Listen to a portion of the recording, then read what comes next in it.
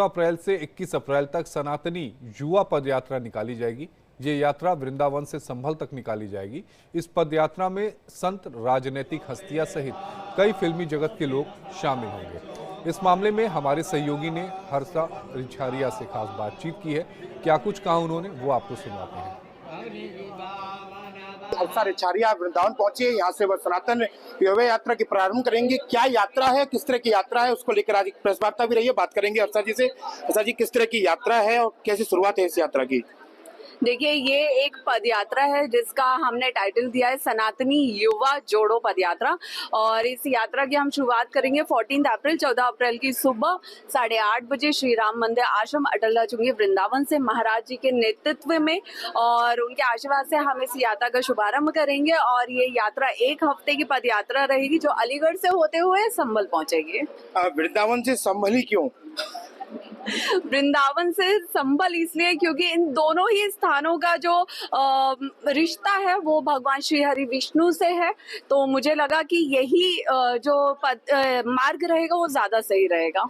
करीब कितने लोग इस यात्रा में शामिल होंगे और मुख्य रूप से क्या उद्देश्य है आखिर में इस यात्रा का? इस यात्रा का जो उद्देश्य है वो ये है कि हम ज्यादा से ज्यादा गांव-गांव जाकर इस अपने धर्म से, सनातन धर्म से युवाओं को जोड़ें, बच्चों को जोड़ें और नारी शक्ति को ज्यादा से ज्यादा जोड़ें। हर्षा को महाकुंभ में बैन करने की बात कही, लेकिन अब सनातन की राह पर है हर्षा। देखिए, जिन भी महान हमारे साधु संतों ने मुझे बैन करने के लिए बोला, मैं तो उनकी बेटी जैसी हूँ, मैं उनके सामने कुछ भी नहीं हूँ। और मैं तो उन्हीं का आशीर्वाद पाने के लिए महाकुंभ में गई थी। किसी बात को कुछ ऐसे मिसअंडरस्टैंडिंग हुई जिसकी वजह से ये सारा माहौल क्रिएट हुआ। तो ठीक है, मुझे लगता है कि मुझे जहाँ तक लगता है कि मुझसे कोई भी ऐसी गलती नहीं हुई है जिसके लिए कोई नाराज हो, कुछ भी हो। तो धीरे धीरे सब ठीक हो जाएगा, उसमें कोई देरी नहीं लगेगी। भारत वर्ष में ऐसे तमाम संत हैं, महामंडलेश्वर हैं, कथावाचक हैं, चाहे वो बागेश्वर बाबा हो। सनातन की बात करते हैं, सनातन की जोड़ने की बात करते हैं, लेकिन देखा जाता है कि अब तक सनातन की राह पर या सनातन जोड़ने वाली बातें कहीं ना कहीं कम स्तर पर दिख नहीं रही और जुड़ता नहीं दिख रहा है अभी भी। देखिए, अपनी अपनी तरफ से ना हर कोई कोशिश कर रहा है। जो हमारे महान साधु संत कथावाचक एक पद पे आसीन है वो भी अपनी तरफ से कोशिश कर रहे हैं।